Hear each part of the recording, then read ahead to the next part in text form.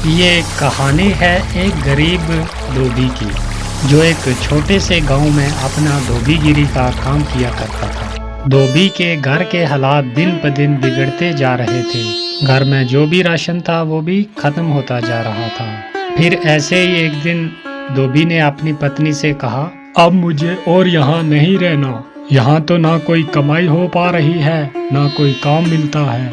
अरे पड़ोस का गांव बहुत बड़ा है, अब मैं वहां जाकर अपना धोबीगिरी का काम करूंगा। कुछ दिन घर से दूर रह लूंगा, कम से कम घर का खर्चा चलाने लायक कुछ कमाई तो हो जाएगी। क्यों जी, वहाँ के लोगों के कपड़े अभी तक किसी ने धोए नहीं क्या, कि आपको वहाँ जाकर ही धोबीगिरी करनी है?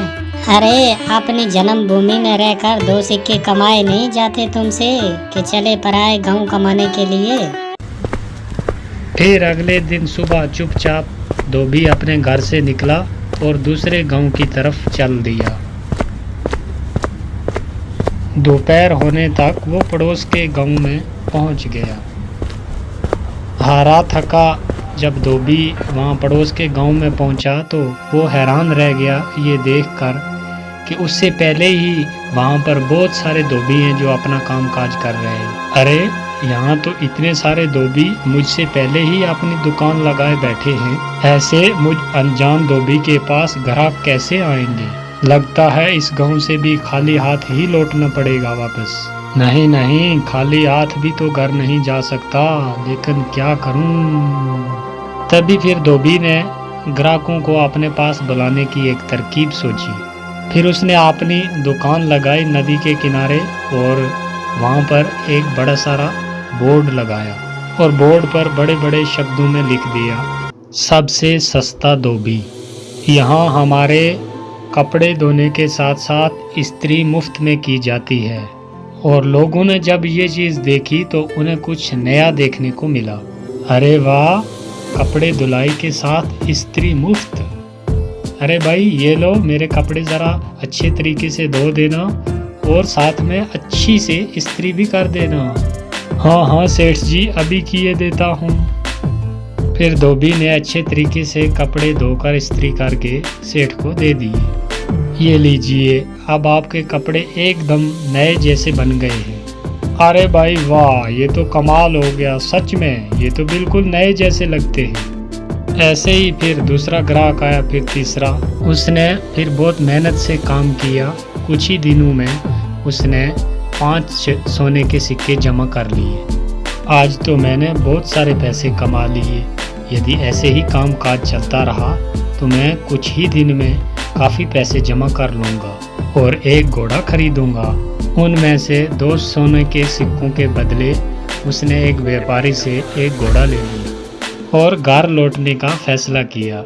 अगले दिन उसने अपना सारा सामान बांधा और घर के लिए निकल पड़ा। अपने रास्ते में उसे एक घने जंगल से गुजरना पड़ा, जहां पर उसने डाकुओं का एक झुंड देखा। हे भगवान, ये तो डकैत लगते हैं, ये तो मेरा सारा पैसा लूट लेंगे। मैं एक बार फिर से गरीब हो जाऊंगा। अब मैं क्या करूं? कुछ तो करना पड़ेगा। वो धोबी बहुत चतुर था, उसने हिम्मत नहीं हारी। फिर एक तरकीब सूझी। उसने एक सोने का सिक्का लिया और घोड़े के गले में बांध दिया। फिर आगे चल पड़ा और डाकुओं ने उसे पकड़ लिया। अरे ओ, जल्दी जल्दी अपना पैसा निकालो, फटाफट करो। देखो, मैं एक गरीब धोबी हूँ, इस घोड़े के सिवा मेरे पास कुछ नहीं है। कृपया मुझे जाने दो डाकू भाई। और जैसे ही ये बोला और घोड़े ने थोड़ी गर्दन हिलाई और वो सोने का सिक्का नीचे गिर गया। अच्छा मक्कार, झूठे इंसान, तेरी हिम्मत कैसे हुई हमसे झूठ बोलने की? अगर तेरे पास पैसे नहीं हैं तो ये सोना फिर कहाँ से आया? जल्दी बोल। रुकिए रुकिए भाई, मैं अभी आपको सब सच बताता हूँ। दरअसल ये घोड़ा सोना उत्पन्न करता है, इसी वजह से मुझे सारे पैसे मिलते हैं। ठीक है, ये घोड़ा तुझे हमें देना होगा, हम तभी तुम्हें यहाँ से जिंदा जाने देंगे। नहीं नहीं, बिल्कुल नहीं। अगर मैं ये घोड़ा तुम्हें दे दूंगा तो मेरे पास तो कुछ भी नहीं बचेगा। चलो, इसके बदले हम तुम्हें 50 सोने के सिक्के देंगे। हाँ ठीक है, चलो एक बात का ध्यान रखना, कि बारी बारी के साथ इस घोड़े को अपने पास रखना, वरना आखिर में तुम पैसे के लिए लड़ते ही रह जाओगे।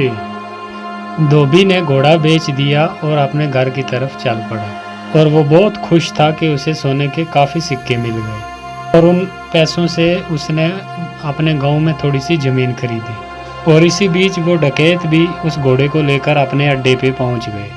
वहां डकैतों के सरदार ने अपने आदमियों से कहा, इस गिरोह के सरगना होने के नाते इस घोड़े को सबसे पहले मैं ही अपने पास रखूंगा। उन सब ने सरदार की बात मान ली और घोड़ा सरदार अपने साथ लेकर रात चला गया। अगली सुबह जब वो उठा तो उसने देखा कि उसके अस्तबल में कुछ भी नहीं था। उसने पूरा अस्तबल सही से देखा, वहां कुछ भी नजर न आया और वो जान गया कि उस धोबी ने उसको बेवकूफ़ बना दिया। इस बीच एक और डकैत वहां पर आया। सरदार, आपको सोना मिला, हमें भी ज़रा बताइए कि घोड़े ने कितना सोना उत्पन्न किया, कितने सिक्के मिले आपको? तुम खुद ही पता लगा लोगे जब ये घोड़ा आज रात तुम्हारे पास रहेगा, ठीक है?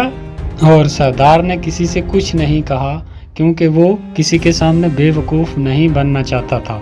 फिर एक एक करके सभी डकैतों ने घोड़े को अपने पास रखा, पर उसमें से किसी को कुछ भी नहीं मिला और वो सब समझ गए कि उन्हें उस धोबी ने बेवकूफ़ बनाया है। अरे दोस्तों, उस धोबी ने हमें बेवकूफ़ बनाया है, अब हम उसे सबक सिखाएंगे। सरदार, उसने ये साधारण सा घोड़ा हमें 50 सोने के सिक्कों के बदले दिया है, बहुत बड़ा धोखा हो गया। हम उससे अपना पैसा वापस लेंगे सारा और हमें धोखा देने की जुर्रत की सजा देंगे उसको। हाँ, चलो चलो। फिर वो सब उस धोबी की घर की तरफ निकल पड़े और धोबी ने उन सब को अपने घर की तरफ आते हुए देख लिया। फिर धोबी अपने घर गया जल्दी जल्दी और अपनी पत्नी से बोला, मेरी बात ध्यान से सुनो, अभी डकैतों का झुंड एक यहाँ पर आएगा। जब वो मेरे बारे में पूछे तो उनसे कहना कि मैं घर पे नहीं हूँ, खेतों में काम कर रहा हूँ। ये बोलकर वो अपने घर के पीछे छुप गया। कुछ देर के बाद वो डकैत वहां आ पहुंचे। वो धोबी कहाँ है? हम उससे बात करना चाहते हैं, जल्दी बुलाओ उसे। वो तो अपने खेत में गए हुए हैं काम करने के लिए। रुको, मैं अपनी बकरी को भेजती हूँ उन्हें बुलाने के लिए। शीली, जरा जाओ तो अपने मालिक को बुला कर लाओ, उसे बोलो कि घर पे कोई आया हुआ है, तुमसे बात करना चाहता है। ये सब क्या है? क्या सचमुच ये बकरी तुम्हारे पति को यहाँ ले आएगी? जरूर, ये हर बात समझती है। मुझे जब भी बुलावा भेजना होता है तो मैं इसे ही भेजती हूँ और ये फौरन बुला कर ले आती है। डकैत धोबी की पत्नी से बात कर रहे थे, तभी वहाँ पर धोबी आन पहुँचा। ओह डकैत भाई, आप आए हैं। मेरी बकरी ने मुझे बताया कि आप मुझसे कोई बात करना चाहते हैं। हमें तुम्हारे इस घोड़े से कुछ नहीं मिला, तुमने हमें धोखा दिया। हमने तुम्हें इसके बदले 50 सोने के सिक्के दिए थे। अरे भाई, ये कैसी बात कर रहे हो? लगता है आपको कोई गलतफहमी हुई है। आज जो कुछ भी मेरे पास है सब इस घोड़े की बदौलत ही है। अच्छा चलो ठीक है, हम एक बार आप पर फिर विश्वास कर लेते हैं, पर उसके बदले तुम्हें ये बकरी हमें बेचनी होगी। अरे नहीं, बिल्कुल नहीं, मैं इस बकरी को तुम्हें बिल्कुल नहीं बेच सकता। अरे चलो, हम तुम्हें इसके लिए 30 सोने के सिक्के देंगे। थोड़ा इनकार करने के बाद धोबी सहमत हो गया बकरी बेचने के लिए और वो लेकर जब उस बकरी को अपने अड्डे पर पहुंचे और उनके सरदार ने कहा कि कुछ दिन इस बकरी को सबसे पहले मैं ही अपने पास रखता हूँ, मुझे जब भी आप में से किसी की ज़रूरत पड़ेगी तो मैं इस बकरी को बेचकर बुला लूँगा। सरदार ने जब ये बात बोली तो सारे अपने अपने अड्डे पे चले गए और तभी वहाँ सरदार ने अपने बेटे को बुलाया। बेटा साहब, मैं काम पे जा रहा हूँ, अगर मेरी ज़रूरत पड़ी तो इस बकरी को भेज देना, मुझे ये बुलाकर ले आएगी। ठीक है पिताजी, जैसे आप बोले। फिर कुछ देर बाद एक डकैत को अपने सरदार से कुछ काम आन पड़ा तो उसने बोला कि ज़रा सरदार को बुलाओ और लड़के ने उस बकरी को भेज दिया। और सरदार के बेटे ने उस बकरी को अपने पिता को बुलाने के लिए भेज दिया और वो बकरी वहाँ से निकली और बजाय सरदार के पास पहुँचने के सीधा धोबी के घर पे आ गई। जब सरदार घर वापस आया तो उसने देखा कि वहाँ पर बकरी तो है ही नहीं और वो ये बात जान गया कि बकरी जरूर अपने मालिक के पास गई होगी और वो फिर अकेला उस धोबी के घर गया। सुनो, क्या वो बकरी तुम्हारे पास आई हुई है? हाँ, वो यहाँ आई हुई है। मेरे ख्याल से उसे जरूर मेरी याद आ रही होगी, तो मैं समझता हूँ कि कुछ दिन बाद ये आपको अपना मालिक स्वीकार कर लेगी। आप उसे थोड़ा सा समय दीजिए, अंत में ये आपको ही अपना मालिक मानेगी। सरदार उस बकरी को वापस ले गया और अगले दिन अपने एक साथी को दे दिया और साथी के साथ भी वही हुआ जो सरदार के साथ हुआ। वो बकरी भागी वहाँ से और सीधी धोबी के घर आ गई और सब ने जान लिया कि उस धोबी ने एक बार उन सब को बेवकूफ़ बनाया है। इस बार हम बेवकूफ़ नहीं बनेंगे, इस बार मैं इस धोबी को सबक सिखाऊंगा अच्छे से। इस बार सारे डकैत जो थे वो फिर धोबी के घर पहुंचे और उन्होंने धोबी की एक ना मानी और उसे एक बोरे में बंद किया और लेकर चल दिए उसे सबक सिखाने के लिए। धोबी चुपचाप बोरे में पड़ा रहा।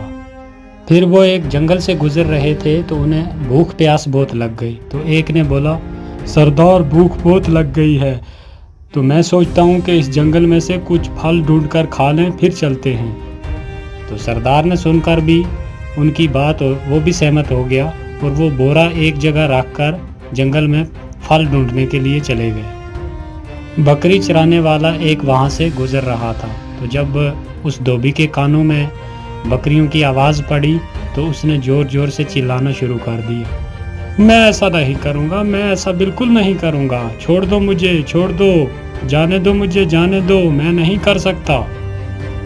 बकरी के मालिक ने उसकी आवाज़ सुनी और वो उसके पास आया और आकर बोला, अरे रुको रुको, कौन हो तुम और तुम क्या नहीं करोगे? किसने तुम्हें इस बोरे में डाला?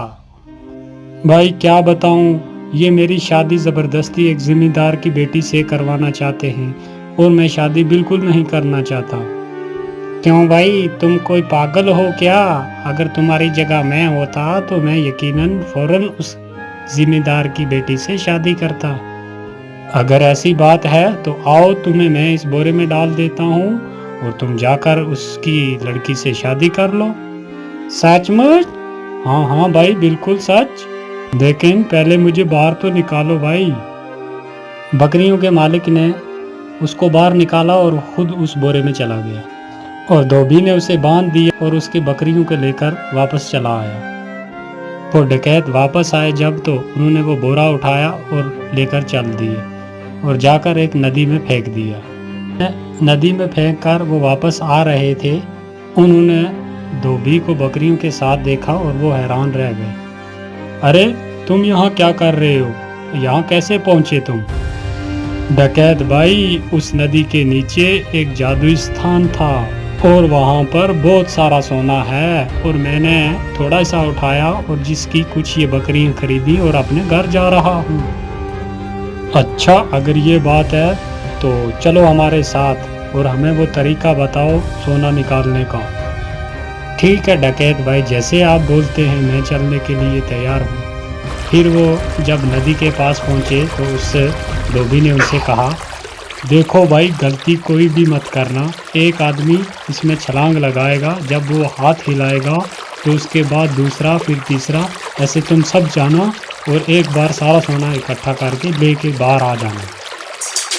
फिर उन्होंने ऐसा ही किया, बारी बारी से एक एक नदी में कूदा और सब के सब डूबते मर गए और वो धोबी अपने घर आराम से रहने लगा। और एक बार फिर धोबी ने अपनी चतुराई से अपनी जान बचा ली।